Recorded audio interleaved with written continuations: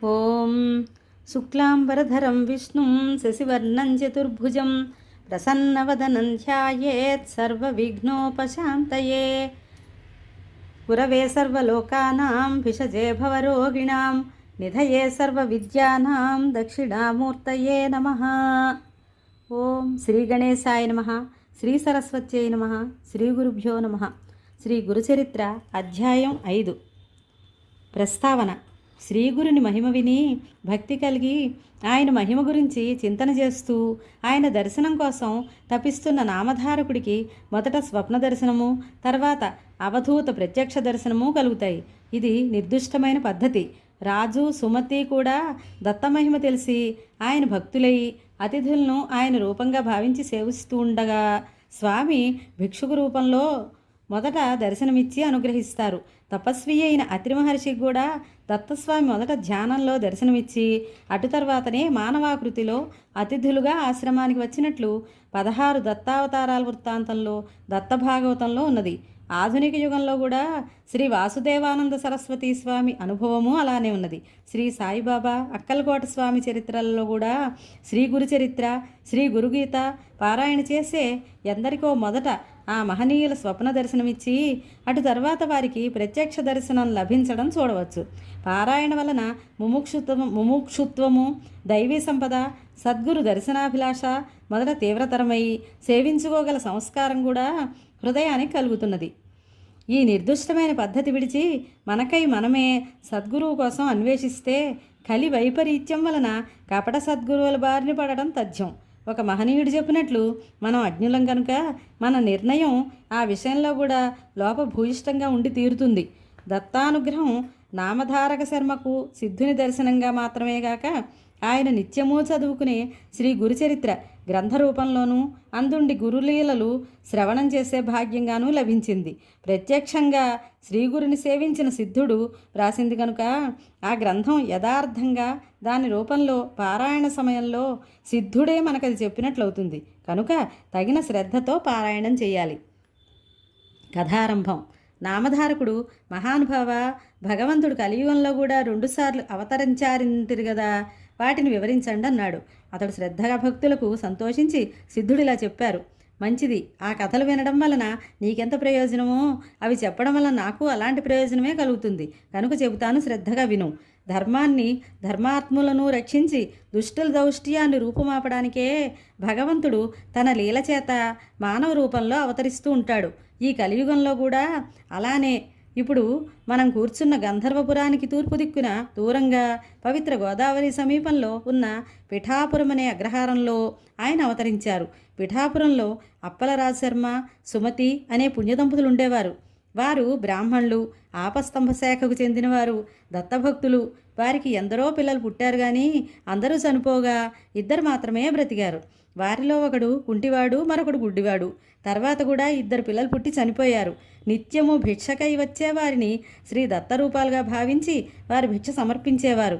ఒక అమావాస్య నాడు వారింట్లో బ్రాహ్మణులు పిలిచి శ్రాద్ధకర్మ ప్రారంభించారు. అలాంటి రోజున బ్రాహ్మణ భోక్తలు భోజనం చేయకముందు మరెవ్వరూ భోజనం చేయరాదని శాస్త్రం. కానీ ఆనాడు బ్రాహ్మణులకు భోజనం వడ్డించకముందే వారింటికి దండకమండలాలు ధారి అయిన ఒక సన్యాసి వచ్చి భిక్ష కోరాడు. శ్రాద్ధ కలాపంలో నిమగ్నుడై ఉన్న ఇంటి యజమానికి సంగతి తెలీదు. ఇల్లాలైన సుమతి ఆ వచ్చిన సంయమీంద్రుడు శ్రాద్ధభోక్త అయిన పరమేశ్వరుడేనని, తమ కులదైవమైన శ్రీ దత్తాత్రేయుడేనని విశ్వసించి ఆయనకు భిక్ష ఇచ్చింది. ఆమె భక్తి విశ్వాసాలకు సంప్రీతుడై ఆయన ఆ యతీంద్రుడు యథార్థమైన తన దత్తాత్రేయ స్వరూపంతో దర్శనం ఇచ్చారు. నామధారక, అప్పటి ఆ స్వామిని చూడటానికి 1000 కన్నులు చాలవు. వర్ణించడానికి ఎన్ని వేల నాలుకలైనా సరిపోవు.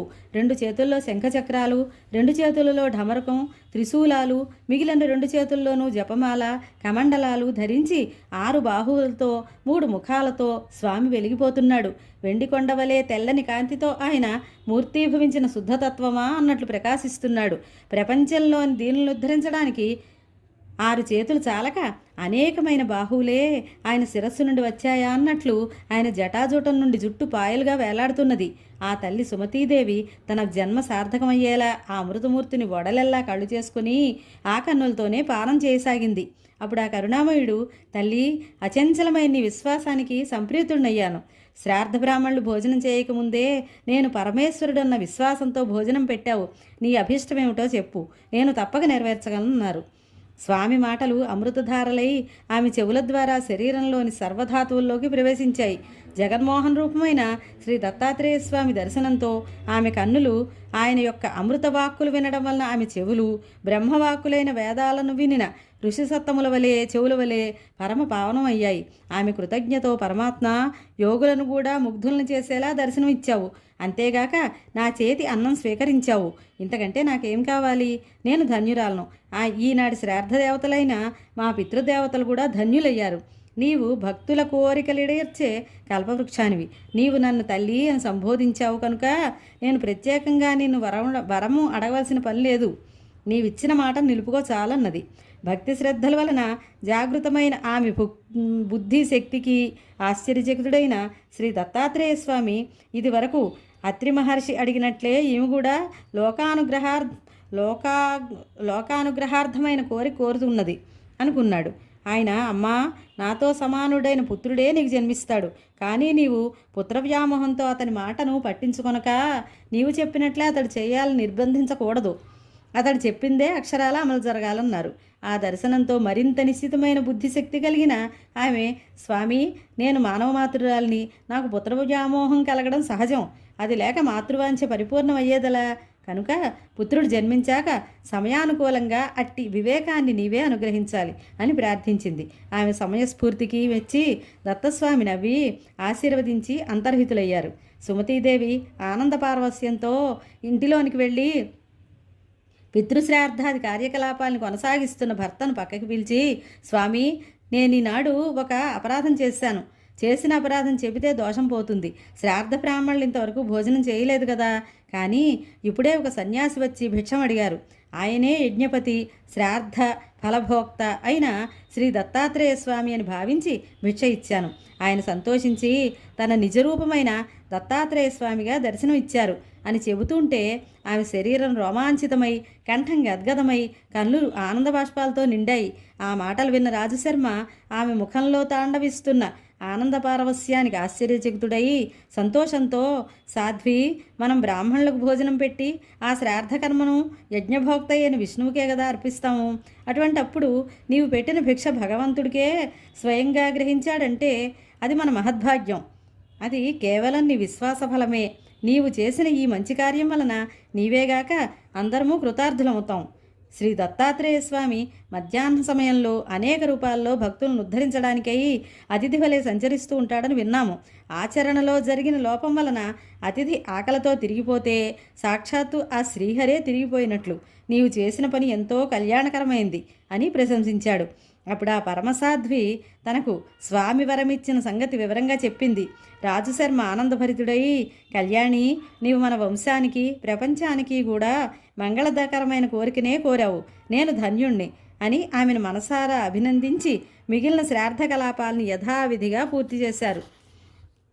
త్వరలో ఆ సతీమ తల్లి సుమతీదేవి గర్భం ధరించి ఒక భాద్రపద శుద్ధ చతుర్థి నాడు ఉదయం శుభముహూర్తంలో కాలాతీతుడు, పుట్టుకలేనివాడు అయిన భగవంతుడికి పుట్టుకునిచ్చింది. దైవజ్ఞులు ఆ శిశువు యొక్క జన్మలగ్నము, గ్రహస్థితి గణించి సాక్షాత్తు కల్పవృక్షమే వారింట వెలిసిందని, సాక్షాత్తు దత్తాత్రేయుడే అవతరించాడని అన్నారు. రాజశర్మకు కలిగిన అదృష్టాన్ని పూర్వం అత్రి మహర్షి ప్రస్తావించిన మహద్భాగ్యంతో పోల్చారు. ఆ శిశువు పాదాలలో దివ్య చిహ్నాలు మొదలైన శుభలక్షణాలతోనూ అప్రతిమాన తేజస్సుతోనూ ప్రకాశిస్తూ ఉండడం వలన అతనికి శ్రీపాదుడు అని నామకరణం చేశారు.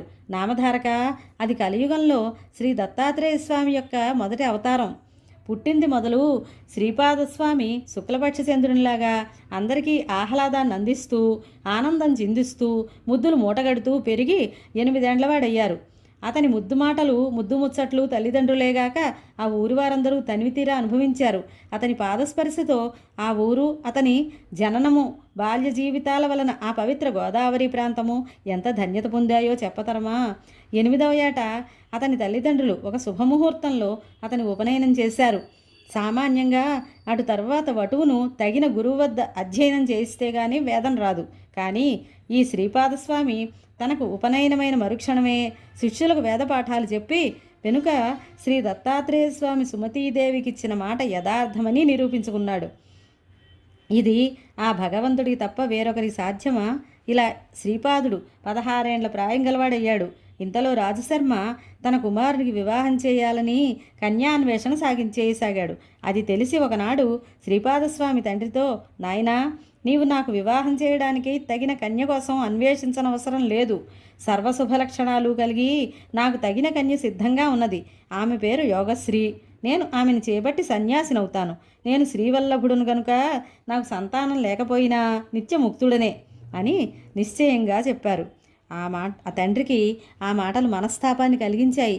కన్నుల నీరు కారుతుంటే రాజశర్మ గద్గద స్వరంతో పెళ్ళుబుగుతున్న పుత్రవాత్సల్యంతో స్వామితో ఇలా వాపోయారు. అబ్బాయి, నీవు గనుక సన్యసించి మా దగ్గర లేకుండా పోతే మేము నీటి నుండి బయటపడిన చేప పిల్లల వలె శోకంతో విలవల్లాడి మరణిస్తాము. నీవు సాక్షాత్తు పరమేశ్వరుడివే అయినా మా పుణ్యం వలన మాకు బిడ్డవై జన్మించావు. అట్టి నీవే తల్లిదండ్రులమైన మమ్ములను శోకసాగరంలో ముంచి వెడిలిపోవడం ఉచితమేనా? భగవంతుడవు, ధర్మగోప్తవు, ధర్మరక్షకుడవు అయిన నీవే పుత్రధర్మాన్ని నిర్వహించకుంటే ఎలా? నామధారక, ఈ దంపతులకు శ్రీపాదస్వామియేగాక కుంటివాడు, గ్రుడ్డివాడు అయినా మరి 2 కొడుకులున్నారు కదా. రాజశర్మ ఆ ఇద్దరిని శ్రీపాదస్వామికి వద్దకు తెచ్చి, నాయనా, నిన్ను స్మరించడం చేతనే సంసార బంధం తొలగిపోతుంది. కానీ అవిటివారైన నీ సోదరులిద్దరినీ చూచినప్పుడు మాత్రం మాకు మరలా ఈ సంసార బంధం పెనవేసుకుంటాయి. వీరితో మా గతి ఏమిటి అని దుఃఖించాడు. సుమతీదేవి కూడా పొరలుకొస్తున్న దుఃఖం అణుచుకుంటూ శ్రీపాదుని సమాధానం కోసం ఎంతో ఆర్తితో ఎదురుచూసింది. వారి బాధను గుర్తించిన శ్రీపాదస్వామి అన్నదమ్ములిద్దరినీ తన అమృతహస్తంతో స్పృశించాడు. సంజీవని స్పర్శ చేత చనిపోయిన వారికి ప్రాణం వచ్చినట్లు స్వామి స్పర్శ చేత తక్షణమే వారిద్దరూ పాద నేత్రవంతులై సుందర సుకుమారమైన రూపాలతో ప్రకాశింపసాగారు. సర్వతంత్ర స్వతంత్రుడు, సకల జగన్నియామకుడు అయిన భగవంతుని మహిమకు సాధ్యాసాధ్యాలు లేవు. ఈ అద్భుతం అయిన సన్నివేశం కన్నులారా చూసిన ఆ తల్లిదండ్రులకు శ్రీపాదుడు కేవలం తమ పుత్రుడన భ్రాంతి పటాపంచలైంది. అతడు లేని చోటే లేదు గనక అతడు తమ దగ్గర లేకుండా పోతున్నాడన్న వ్యామోహం అంతరించింది. ఈ ప్రపంచమంతా తన సంతానమే అయిన ఆ ప్రభువుకును తమ పుత్రుడిని భ్రమించి ఇంట కట్టిపెట్టుకొనడం అపరాధమని తోచి సుమతీదేవి స్వామిని ఇలా ప్రార్థించింది. ప్రభూ, నీ మాయచేత నీవు నా పుత్రుడిని భ్రమించాను. నీకు పాలిచ్చి పెంచడం వలన నీవు సర్వలోకాలను పాలించే జగన్మాతకు ప్రభువన్న సంగతి మర్చిపోయాను. అనంతకోటి బ్రహ్మాండాలు నీ ఎందే ఇమిడి ఉన్నాయి. నా భ్రాంతి తొలగించు. అప్పుడు ఆయన తన యథార్థ రూపాన్ని తల్లికి మరొక్కసారి దర్శింపజేశాడు. ఆ దివ్య మనోహర మంగళ సుకుమార సుందరమూర్తి ఆమె చూస్తుండగానే కోటి సూర్యుల కాంతితో, కోటి చంద్రుల చల్లదనంతో, చూచేవారి దేహాల్లోని ప్రతి అణువును అమృతంతో ముంచివేసేలా దర్శనమైంది. అప్పుడు స్వామి అన్నాడు, అమ్మా, నీవిప్పుడు దర్శించిన రూపాన్ని నిరంతరం ధ్యానిస్తూ ఉండు. త్వరలో నీవు ఈ అజ్ఞానాంధకారాన్ని దాటి నా సాయుధ్యం పొందగలవు. ఈ కొడుకులిద్దరూ 100 ఏండ్లు సుఖంగా జీవించి మిమ్మల్ని భక్తితో సేవిస్తారు. వీరికి విద్య, సంపద, కొడుకులు, మనుమలు అన్నీ పుష్కలంగా సమకూరుతాయి. వీరు కూడా లోకవంద్యులవుతారు. ఆ సోదరులిద్దరూ శ్రీపాదస్వామిని భక్తితో స్తుతిస్తూ ఉంటే వారితో ఆయన, మీరు తల్లిదండ్రులను ప్రత్యక్ష దైవాలుగా భావించి సేవించి తరించండి, నేను సన్యసించాలి అని చెప్పి తన తల్లిదండ్రులకు ముమ్మారు ప్రదక్షిణం చేసి వారి అనుజ్ఞ తీసుకొని వెంటనే సన్యసించి పాదచారి అయి ద్వారక, కాశీ, బృందావనము మొదలైన క్షేత్రాలు దర్శిస్తూ బదరీ వెళ్ళి అటు తర్వాత గోకర్ణ క్షేత్రానికి చేరారు.